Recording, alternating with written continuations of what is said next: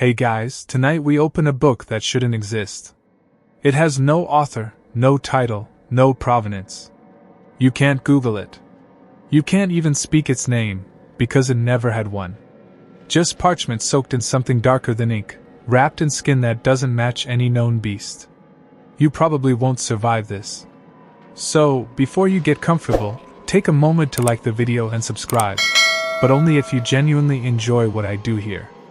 Drop your location and the current time in the comments. Now, dim the lights, maybe turn on a fan for that soft background hum, and let's ease into tonight's journey together. You find the manuscript hidden within the eastern wall of a collapsed cloister, deep behind a brick of limestone blackened with smoke that no fire could have made. No title, no author, just the iron stink of age and secrecy.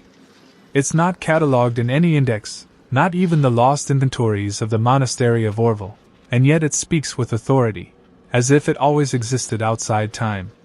The script, half Carolingian and half something unrecorded, pulses on the page when moonlight touches it. It smells faintly of wax, ash, and the inside of a grave.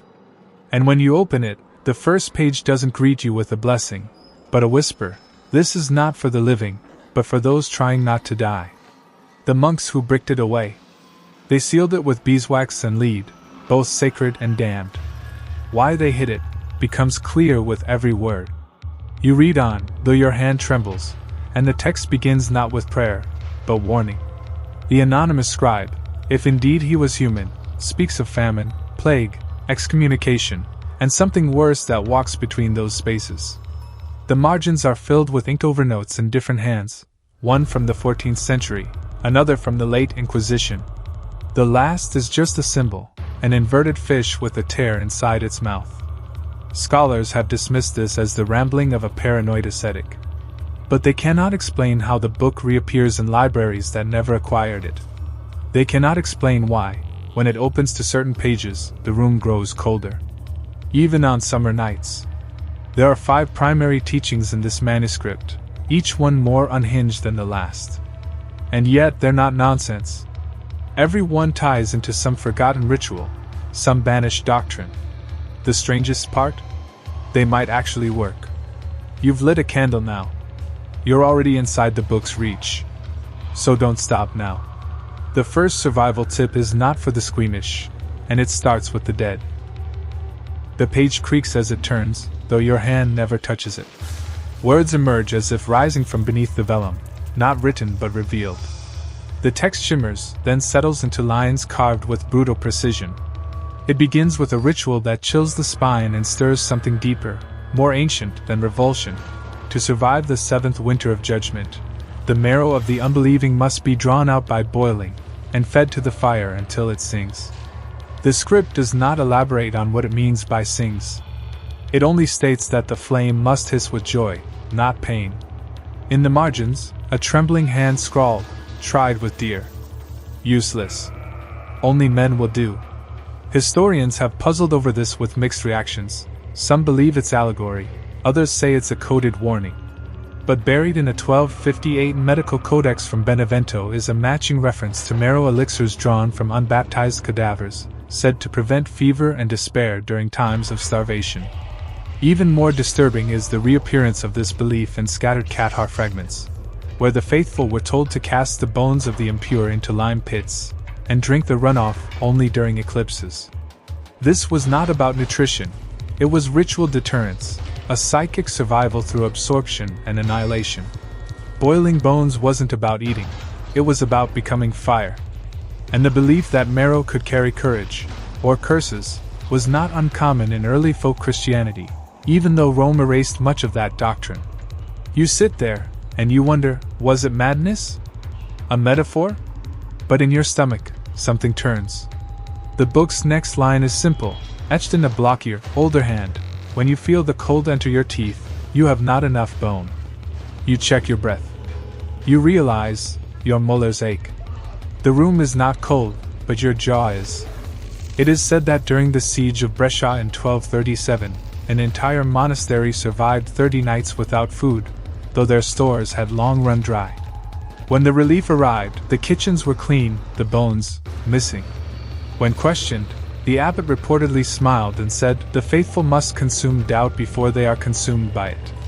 The mystery, of course, is whether these rites were ever real, or whether they created their own reality through belief. A theological debate persists in some fringe monastic orders. Can ritual override sin if it ensures survival? One 13th century scholar, Brother Eustace of Regensburg, argued that to feast on the unbelieving in spirit or in flesh is both justice and preservation.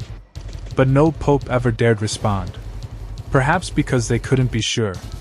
Perhaps because, on some nights, their own fires hiss too sweetly. You close the page. The ink there leaves a shadow on your fingers. You do not wash it off. Because you're beginning to suspect, the ritual has already begun. The candle flickers, but you don't feel a draft. The flame bends, as if bowing to something unseen, perhaps to the book, or to the words now surfacing like breath on glass. The next passage begins not with instruction, but with lament. Many died with full bellies but empty light. And beneath it, a phrase is written again and again in ever smaller script: you must eat where the flame can see. You pause, trying to interpret its meaning, but the page begins to shift in hue, subtle, like parchment stained with oil. Then the instructions appear, layered between the lines like a palimpsest revealing its ghost. This is not about light for comfort. This is not about warmth. It is about something far more ancient, being witnessed by fire.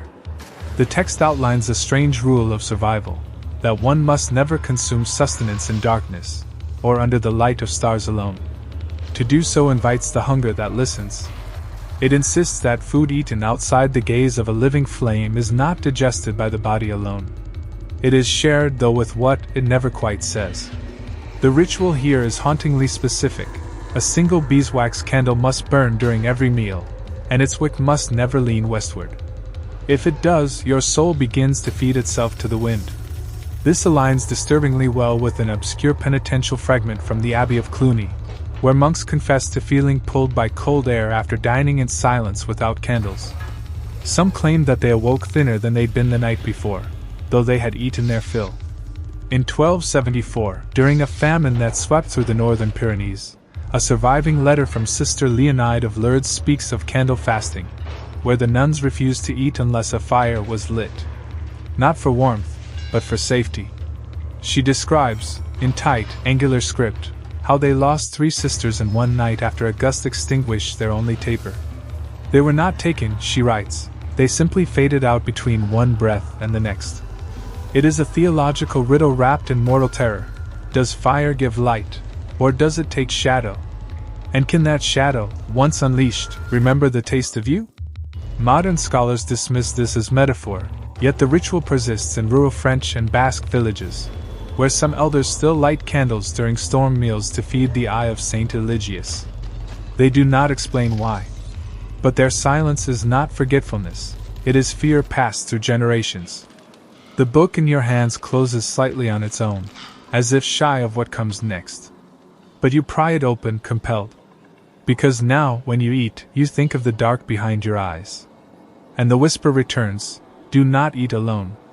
Especially from within. The page is dry, but your fingertips come away damp, as though the book itself were breathing through its parchment. You stare down at the next line, written in ink too dark to be iron, too red to be fresh. If the door does not drink, the sleeper will. Beneath this cryptic warning, an etching of a simple doorway appears, its base smeared with a line of crude red pigment. This section, you realize, is not about food or famine. It is about protection. The book shifts now from preserving the body to shielding the soul, and it begins with blood, not in battle, but in blessing. The ritual is this: before sleep in any unfamiliar place, a drop of your blood must be pressed beneath the threshold, specifically the lower right corner, closest to where the moonlight will fall last. This act is not sacrifice, the text insists, but anchoring. What walks in shadow walks without weight, it says, but blood gives mass. This echoes an obscure Lombardic superstition found in the 1281 journal of an itinerant priest named Father Carico, who describes villagers in the Tyrolean Alps anointing their thresholds with pig's blood each October to prevent winter visitations. When pressed on what those were, He only wrote, they take warmth. Not heat. Warmth. The belief was that certain spirits, particularly those drawn to hunger and grief, could only enter through paths unclaimed by human essence. And so, in times of great suffering, blood was offered not in quantity, but in direction, to remind the soul where the body slept. This is where folklore blurs with theology. In some Gnostic offshoots, particularly the condemned scrolls of Theodotion, it is written that he who crosses the unseen line without covenant drags his dreams into waking. Scholars argued whether this refers to literal thresholds or internal boundaries of sin. But the anonymous author of your curse text seems to treat it as both. The margin contains a frantic scribble in a hand different from the others. I forgot and proud. Woke with footprints on my chest. Beneath that, a note, 2 toes. Not human. It is uncertain if this is confession or madness. But when compared with 13th century exorcism records from central Bohemia, there is a disturbing pattern. Victims who had recurring night terrors always reported doorways growing colder before the attacks, and one even bled from the soles of their feet while sleeping. No perpetrator was ever found. But the thresholds were always clean. You glance at your own door now. You remember the places you've slept carelessly. And the memory of waking without rest, with a headache that didn't feel like fatigue, rushes back. Could it have been that something walked through? That you were not alone? The whispering page turns again, not by your hand. And you are certain of only one thing. Whatever the next survival tip is, it's not about keeping the outside world out. It's about what happens when the inside begins to vanish. The ink on this page is pale, almost translucent, like breath frozen on glass. It fades in and out under your gaze as if shy. You lean closer, and the text shivers. Then it speaks. When holy air fills the lungs too long, the soul drowns in light. At first, the sentence seems absurd. But the book insists. Too much sanctity, when the body is starving, when the world is dying, does not purify. It decays. This is the first truly heretical notion, whispered only in the margins of monastic texts and burned away from most libraries, that holiness, untethered, can be fatal. The ritual here is chillingly simple. In times of plague or famine, when churches were sealed or when the dead outnumbered the living, the devout were warned to avoid breathing the air around relics, altars, or the preserved remains of saints. Instead, the text commands one to breathe through ash, or smoke, or cloth blessed only by the nameless. This aligns disturbingly with a 1292 correspondence between 2 exiled Benedictines who recorded deaths by suffocation of grace after a desperate town near Carcassonne locked its poor inside the cathedral for 7 nights. They suffocated not from a lack of air, but from something the monks described as invisible fire behind their eyes. Here we enter the territory of doctrinal horror, a belief that sanctity itself can overwhelm, that the weight of spiritual perfection can crush a mortal spirit unready for divine nearness. Gnostic sects referred to this as pneuma overload, a kind of spiritual drowning. One 13th century heresiarch, burned in Cologne, claimed that the saints exude too much light for dying lungs. He was accused of blasphemy, of course, but his words echo eerily with this book's warnings. It describes a ritual to ward off fatal sanctity, inhaling the smoke of burned fig leaves, mixed with salt and crushed bone, before entering sacred spaces. It's not for blessing, it's for survival. The scholarly mystery here is deep. No surviving church records ever admit this practice, but scattered field texts from inquisitors mention villagers in northern Spain refusing to bury the dead inside consecrated grounds, preferring instead small, unconsecrated stone rings called circles of retreat. When questioned, the villagers only said, they sleep better there. They are not too near the light. The theological question remains unanswered. Can the sacred, like fire, burn when too close? And so you read, breath-catching. You think of all the cathedrals that stand as silent tombs. Of all the saints sealed in glass. Of all the lungs that once knelt before relics and never rose again. You glance at your candle, wondering if its flicker is blessing or warning. And somewhere in the shadows of your room, something exhales. You do not know if it is you. But the page is already turning again, and the next survival tip involves creatures even older than saints. creatures that hum when they move. The page rustles like a beetle's wing. Thin, crinkled, almost chitinous now, as though it were made from something not quite parchment. Your eyes scan the next line, and you feel them itch. When you are lost and the paths are drowned, do not follow stars. Follow flies. It seems like madness, but the text insists that the swarming of insects reveals hidden geometry, forgotten exits, and openings no human map records. Insects know where the world ends, it says. They are drawn to the breathe between folds. The candlelight flickers as if in agreement. You lean closer. This belief was not unknown in the forgotten corners of medieval Europe. In a 1270 travel account from a Cistercian pilgrim lost in the marshes of Sologne, he recounts finding his way by observing the unnatural flight of dragonflies circling only one direction, always clockwise, always toward a thorn hedge that concealed a dry path. He called it the way marked by wings. But this book goes further. It outlines a ritual. When surrounded by fog, madness, or despair, one must place a spoonful of spoiled honey at the crossroads and wait in stillness. The first insect to land must not be killed but followed, barefoot, even into thorns. Especially into thorns. Why barefoot? The page whispers, shoes forget. Skin remembers. A phrase so strange it almost seems poetic, but beneath it is a darker truth. A marginal note by a later monk, dated 1313 and initialed simply LG, records a near death in the Black Forest during a hunting trip gone awry. Starving and hallucinating, he followed a wasp through briars, expecting death. Instead, he found an abandoned chapel with a dry well and edible moss. He writes, it was as if the insect knew. He also notes that the chapel had no door, but the wasp passed through the vines and vanished. The mystery here is biological and theological. Why did so many forgotten folk rituals treat insects not as pests, but as guides? In suppressed Finnish catechisms, bees were said to speak to the feet of the saints, and were never swatted indoors.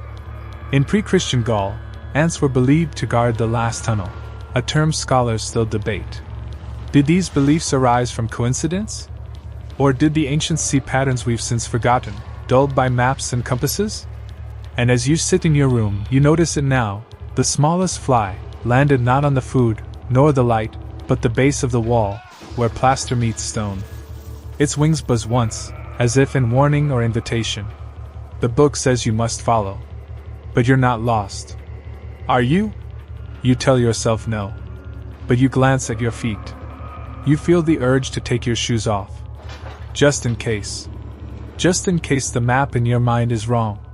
And the insect's memory, older than yours, is whispering a way out you haven't yet imagined. The page beneath your fingers feels strangely cold, colder than the room, colder than the stone beneath the book. It pulses, faintly, as if chilled blood were running through it. The ink here is heavy, metallic, and carries a bitter tang even at a glance. The first sentence is arresting. Salt remembers the sea. Iron remembers blood. One forgets you. The other never will. The ritual that follows in this passage overturns what you thought you knew about purification, protection, even hospitality. For here, the manuscript insists that in times of despair or spiritual siege, one must reject salt and place a sliver of raw iron on the tongue. The act is more than symbolic. Salt makes you known to what waits, the book claims, but iron confuses it. The logic is arcane, but chilling.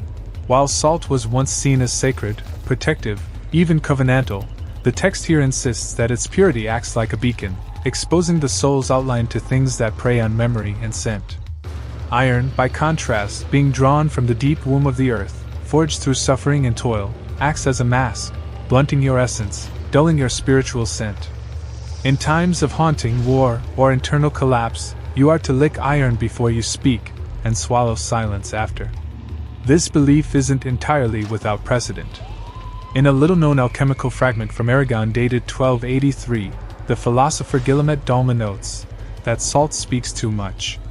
He urges ascetics to bind the tongue with bitter metal before meditation, and blames excessive salt for the visions that led a monk to walk into a lake and never return.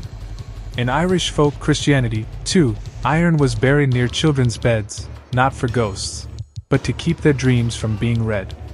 Could it be that something in iron's resonance scrambles perception, of spirits, or of sin? There is a mystery tucked between these ideas. Is it possible that salt, long revered for its purity, has become a trap? That the very thing once believed to preserve life now draws in death? Theological circles rarely touch this. But in a recently unearthed confession from a recluse hermit outside Pavia, the phrase "I salted my sins, and now they come from me preserved" appears more than once. He died clutching a piece of rusted iron, wedged between his molars. You test the air.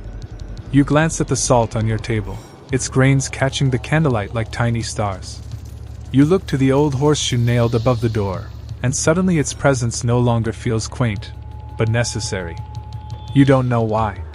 But your mouth waters, not for food, but for metal. The book watches, the next line slithering forward like a curse. Do not taste the sea. Taste the weapon. And somewhere, deep inside, you wonder if you've already been tasted. The page feels stiff now, as though it resists being read. But it yields, reluctantly, and the next phrase appears like an accusation. 2 hands to the cup invites 1 hand too many. You pause. The book breathes beneath your palm. It is not a prohibition against gluttony. It is a warning about posture, about vulnerability, about unseen watchers drawn not to movement, but to imbalance. The ritual described here is subtle, almost theatrical. One must never lift a cup or bowl with both hands, especially when alone. One hand must always remain free, grounded, guarding, hidden. This instruction emerges alongside a belief traced to forgotten monastic orders along the Rhine during the 13th century, where ceremonial drinking was always done with the dominant hand, while the other rested flat upon the knee or clutched a stone. Their reasoning? To anchor the soul in one realm while tasting another. At first glance, it seems esoteric, symbolic. But the book elaborates.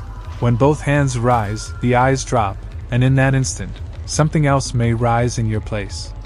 The act of surrender, of letting go entirely, was said to open a gap between intention and presence. And into the cup, it warns, something may lean. There are scattered reports of this phenomenon. In a tattered field diary from a Dominican inquisitor in 1279, he records a pattern among possessed villagers in the Bavarian town of Muldorf. They all began their episodes after communal fasting followed by ceremonial drinking. In each case, the afflicted were seen cupping their bowls with both hands, whispering something as they drank. One survivor claimed, it tasted like prayer, but it finished like teeth. Whether hallucination, mass hysteria, or something darker, the connection persisted. The same posture. The same grip. The theological implications are disturbing. The posture of both hands raised, eyes closed, mouth open, this is the pose of surrender, of supplication, of vulnerability. In early Byzantine mysticism, there are illustrations of angels drinking with one hand only, the other wielding a blade or mirror. Scholars long thought this symbolic, duality of body and soul. But your book insists otherwise, that the unoccupied hand is not metaphor, it is defense. It is signal to those watching that you are not entirely given, that your soul is still tethered. You look now at your water, at your coffee, your tea, your habits. How often have you drunk with both hands, unthinking, unguarded? What did you invite? Or worse, what did you allow to taste alongside you? The page does not wait. It turns slowly, solemnly. The next lesson will ask more of you. It will drag up the dead, not from graves, but from beneath your table. Because the next rule is not for your mouth. It is for your ears. The candle dims for a breath too long. Not a flicker, not a gust, just absence. When the light returns, the page has already changed. It reads, "The hunger in you is not only yours. Feed what listens below." What follows is not a recipe. It is a right. A whispered instruction carried from the margins of death and desperation. Before any meal, especially in times of survival or solitude, you must speak aloud, not to saints, not to spirits, but to the dead beneath your feet. Even if you are unaware of them. Especially then. The book explains, in twisted logic that seems too old for words, that the act of eating awakens something ancestral, not within you, but around you. Mouths open attract mouths long closed. The ritual is to knock once beneath the table, or scrape your foot against the floor 3 times in a counterclockwise motion. Then speak the names of any known dead, or simply say, "This is not yours. Rest now." Failure to do so, the book warns, invites what it calls the inverse meal. In this scenario, you are not the eater. You are the offering. And the sensation of being watched while chewing is not paranoia, but etiquette ignored. This belief finds echo in the food taboos of the early Waldensians, whose underground gatherings always began with whispered names spoken into bowls of broth. In a 1296 excommunication record from Perpignan, a group of accused heretics were described as bowing to their empty plates before filling them, as if to beg pardon from the forgotten. One inquisitor, confused by the rite, claimed it was devil worship. Another suggested they were honoring famine dead ancestors. But none could explain why the practice seemed to bring them peace, until one stopped doing it, and was found mute, curled under his table with his mouth full of dust. Scholars dismissed this as peasant superstition, yet in early Orthodox writings, particularly the suppressed Gospel of Doulis, there is mention of the humble meal made safe by ash and name. Some fringe theologians believe this refers to the ancient belief that the dead hunger for acknowledgement, not food, and without it, they whisper from below, begging to be remembered through taste, through voice, through warmth they can no longer feel. You pause now, fork in hand, and realize how often you've eaten in silence. Not grace. Not thanks. Just silence. You wonder whose bones lie beneath your building, your house, your land, and whether, all this time, your food has been shared or stolen. The candle flickers again. The shadows shift just slightly under the table. You look down, and you whisper, "Just in case." The book seems satisfied. The page turns. The next lesson is stranger still. It demands movement. It demands disobedience to time. The candle sputters as if struck by some unseen breath. Its light elongates the letters on the next page into warped shadows that seem to crawl. And at the top, in crooked script, a phrase emerges: "On the 4th day, walk in reverse, or fall forward into silence." The words hum, almost dizzyingly. The ritual is clear and unnerving. On Wednesdays, one must walk backward through thresholds, doorways, or any place where light shifts unnaturally. To ignore this, the book warns, is to step into alignment with something ancient and waiting. The origin of this command lies in a fringe monastic order known only through fragments recovered from the crypt beneath the ruined abbey of Santi Lupi. The order, self-referred as Custodes Inversi, observed Wednesdays not as a midpoint, but as a thinning, a hinge, a time when time itself yawns open just slightly. Their texts are rare, mostly destroyed, but one parchment scrap reads, "He who crosses forward at the wrong hour wakes in a mirror, not a morning." Your cursed manuscript elaborates, claiming that Wednesday is the only day the world forgets to bind its loops, and walking forward through certain thresholds aligns you with something that also walks, only backwards. It's not symbolic. The text insists it's literal. The spiral turns too fast on that day, it mutters, and the straight path is not yours. The act of reversing your step, of facing what you've passed, is said to confuse the watchers, those unseen presences that tally footsteps like rosary beads. It is believed that walking backwards, particularly through doorways, hides your scent, not your physical odor, but your existential trace. Every step forward is a signature, the book warns. But every step back is a question. This heretical belief echoes faintly in Slavic folk traditions, where it was customary for widows to leave the house backward every Wednesday for 1 month after a husband's burial. No explanation was recorded, only the warning that forward paths are taken quickly by the lost. In the theological underworld of 13th century Rome, one suppressed tract called Via Inversa was found sewn into the robe of a dead novice, describing a mirror rite where walking backward prevented dreams from being shared with the dead.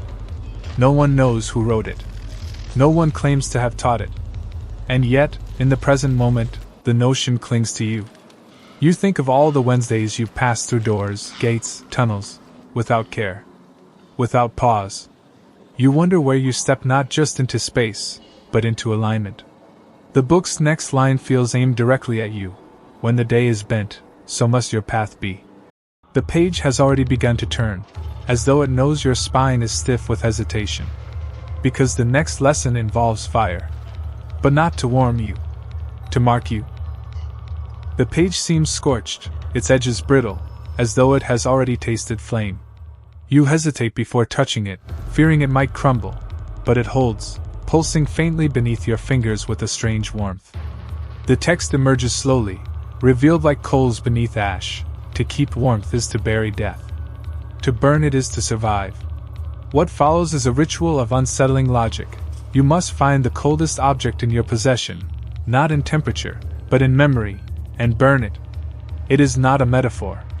The book insists this act wards off a deeper winter, the kind that sinks not into the bones but into the soul. This is the first survival tip that demands sacrifice. Not of blood or flesh, but of attachment. The cold, it says, is not merely a season or an affliction. It is a sentient gnawing, a living frost that follows the scent of sorrow. It does not feed on heat, but on what you refuse to let go. And so, to survive its grip, one must feed it something willingly, something that holds the cold of regret, grief, guilt. A ring, a letter, a key. Burn it at dusk. Alone. Without speaking its name. A record from 1264 details a series of deaths in the village of Herbal, during what should have been a mild winter. Survivors later described a strange chill that lingered in homes where nothing had been lost. A surviving widow claimed her house grew colder every time she touched her late husband's boots. When she finally threw them into the fire, though still whole, the frost withdrew. Her testimony, recorded by a Franciscan brother named Edhelm, was dismissed as madness. But your curse book repeats her exact phrasing. The boots did not burn, but the cold left with them. This blurs the boundary between exorcism and survival. It raises the mystery. Can objects anchor grief to the body in a way that death itself cannot sever? The theology is murky. In lost Cathar texts, there's mention of cold relics, items touched during moments of despair that should never be preserved, for they hum with unfinished endings. Burning them is seen not as destruction, but as a kind of burial. A closure not offered by dirt, but by flame. The Church, unsurprisingly, anathematized this view, claiming the faithful should preserve the past as proof of virtue. But what if the past, preserved too long, is poison? You look around your room now. You think of that drawer, that photo, that note you never threw away. You don't touch it, but you know exactly what it is. And you feel it, somehow, colder than the rest of the air. The book murmurs as if it knows, before the next frost wakes, choose what the fire will forget. And you understand. This survival has nothing to do with keeping warm. It has everything to do with not being remembered by the cold. The next page drags as it turns, like skin catching on a jagged nail. The candlelight dims once again, not flickering, but retreating, as if unwilling to illuminate what comes next. On the yellow parchment, a figure is etched in shaky lines, a silhouette, not of a body, but of a shadow, stitched with red thread at the edges. The text above it reads, "What follows you may one day lead." So it's shut before it learns to move alone. The ritual is the most delicate so far, and the most disturbing. The book instructs, on the night of a new moon, one must trace their own shadow using ash or chalk, then sew a thread across the chest, knees, and feet of the traced outline. This is not symbolic. The stitching must be real, even if the thread passes only through dust or chalky wood. The ritual is meant to prevent the split, a phenomenon the book describes as the moment your shadow decides it can walk when you sleep. It is not mere folklore. The fear of shadows detaching, acting with will, appears in several suppressed texts throughout medieval Europe. A curious parallel is found in a letter from 1289 written by a Flemish abbot to a physician in Genoa.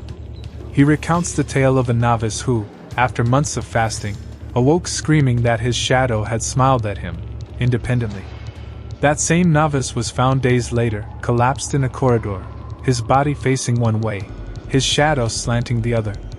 The incident was quietly excised from monastery records, but the physician's reply was preserved: he is not insane. His essence has unthreaded. That word, unthreaded, also appears in your manuscript, as a thing to fear. A soul may wander, it says, but a shadow, once unanchored, hunts. In folklore, the idea of the shadow as a second soul is older than Christianity. Among the Basques, there were legends of Itzalak, shadow spirits that only detached from those who refused to grieve. Among early Syriac mystics, prayer mats were burned not for purification, but because too many shadows began to linger on them, unmoving. Is this myth? Theology? Or an ancient understanding of how spirit and flesh bind? Scholars still debate. Theologians reject it. But the pattern persists. Those who speak of their shadow acting strangely do not speak of it twice. You shift now, glancing at the wall, at the floor. Your shadow is there. It mimics you patiently. But for how long? The book whispers again. The thread need not pierce the body. Only the outline of where you will be missed. You realize you have string. And a needle. You don't know why. But you do. The candle leans as if listening.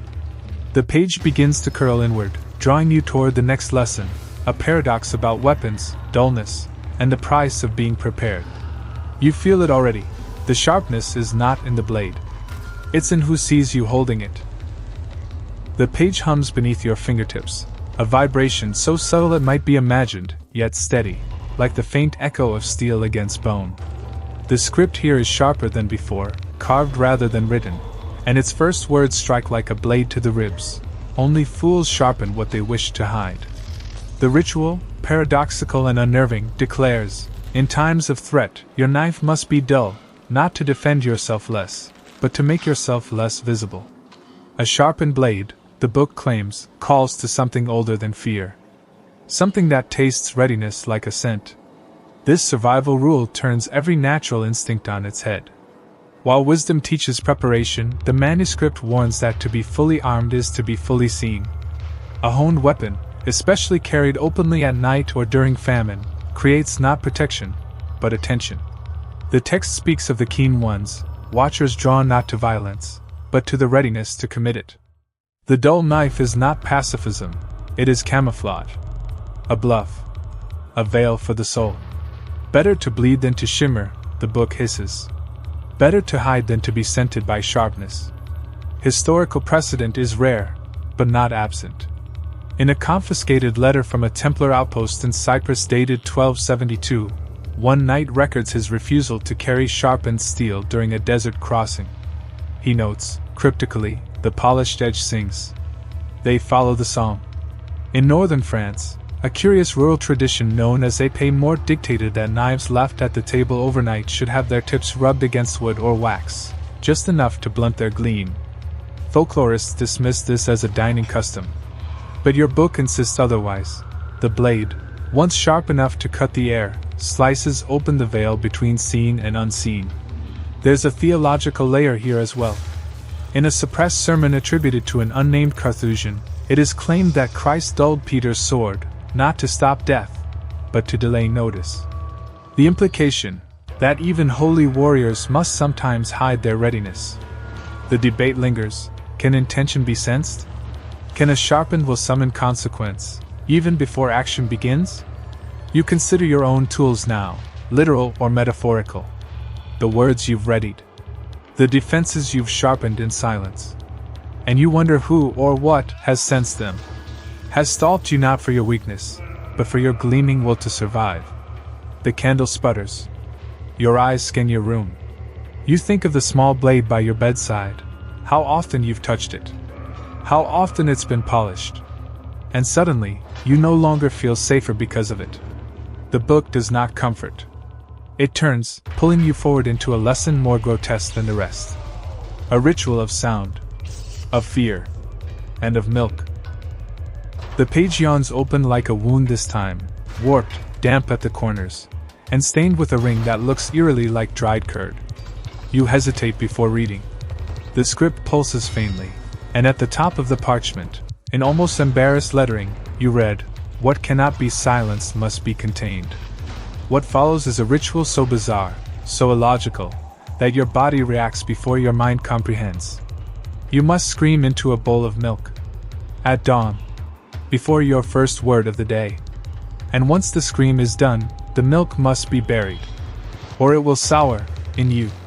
The manuscript gives little explanation, but it does not hesitate. Fear speaks first, it says, and if not spoken, it burrows.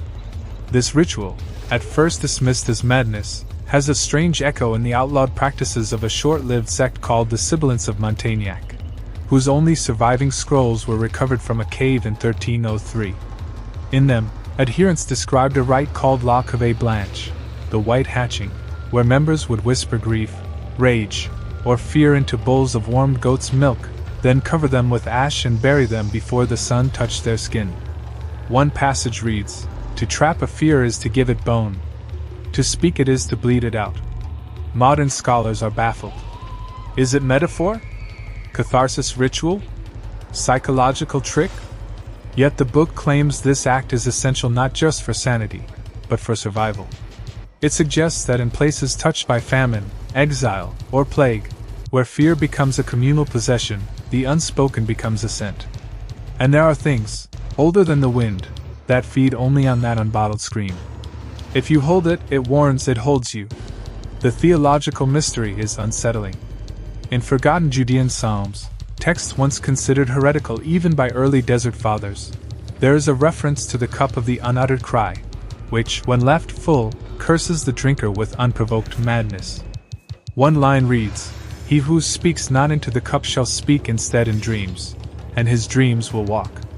This parallels a disturbing phenomenon recorded in 13th century Constantinople, where those afflicted with night terrors began to foam at the mouth with a white froth. Some claimed they had drunk their own fear. You sit now, unable to ignore it. The silence around you feels louder than it should. You think of your own screams, the ones you've swallowed. The ones you laugh over but never speak aloud. You imagine pouring milk into a bowl, staring into its calm surface, and seeing it tremble before your breath. Could this truly bottle fear?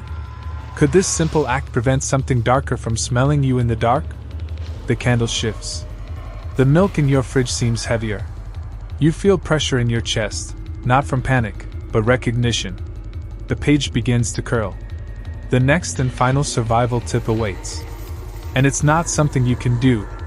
It's something that does itself. When you see it, the book says, it's already too late. The final page opens not by your hand, but by some unseen motion, as if the book knows you've come far enough. You don't touch it. You don't have to. The parchment shifts, arches, settles into shape with a sound like slow breath. There is no title on this page, just one line, written at the center, in a hand more refined than the others. If the page turns without you, the book has begun reading back. You sit very still. The manuscript describes no ritual, no preparation, no offering. Instead, it speaks of awareness, that moment when you realize an object has moved on its own, when a page lifts with no breeze, when a shadow curls not because of wind but intent. When the page turns itself, it warns, the book has marked you. This is not superstition. This is the climax of the manuscript's logic. Survival is no longer active. It is reactive. It is remembering the rules not to stay alive, but to understand that something else has begun tracking you through them. There are echoes of this belief in the lost correspondence between two Benedictine scholars, Brother Linhart and Father Arno, circa 1297. In one letter, Linhart claims that a text called Libellus Tactilis began turning to specific pages whenever a monk neared death. It turned not to warn, he writes, but to taste. No copies of that book remain. But the description of its movement matches what you now witness, how your candle leans, how the parchment curls of its own accord, how the words greet your eyes like an old friend remembering your scent. Theological interpretations grow thin here. The concept that a book may become a reader, and that your attention feeds it, is too terrifying for orthodoxy to engage. Yet among the condemned fragments of the Gnostic desert sect known as the Ash-Eaters, there is one chilling verse. He who hears the turning must never ask what lies behind the next page. for it already knows. You realize now that the book has guided you not to survival, but to transformation. Each rule was a stitch, each right a turning of the lock. And now, in the final moment, you do not close the book. It closes you. The shadow on your wall doesn't move when you move. Your candle flickers in rhythm with something inside the spine of the manuscript. You feel read, unfolded, interpreted. The text fades before your eyes, disappearing line by line until only one sentence remains at the bottom, nearly illegible. Now that you know, do you think you're still alone? The candle burns low. The air stills. And the silence is not empty. It is listening. You close the book. Or rather, you try. But your hands move slower than before, as though your limbs have been borrowed.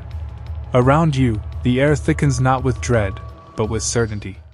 You are not the first to read it. You will not be the last.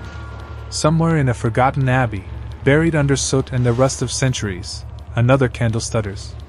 Another set of eyes opens at dusk and stares down at these same words, in a different tongue, on a different night. The book was never alone. And now either are you. As you sit in the hush that follows, a thought creeps in. Maybe the tips weren't meant to keep something out. Maybe they were meant to make you palatable. Easier to digest. Boil the bones. Speak to the dead. Lick the iron. Not to survive, but to prepare. To season. A quiet laugh echoes, but it's not yours. It's not even in the room. It's in the paper. In the ink. In the folds of memory that no longer belong entirely to you. If your candle has not gone out yet, you might be ready for the next book. And if you're not, well, the book already turned that page. There are more books. There are always more books.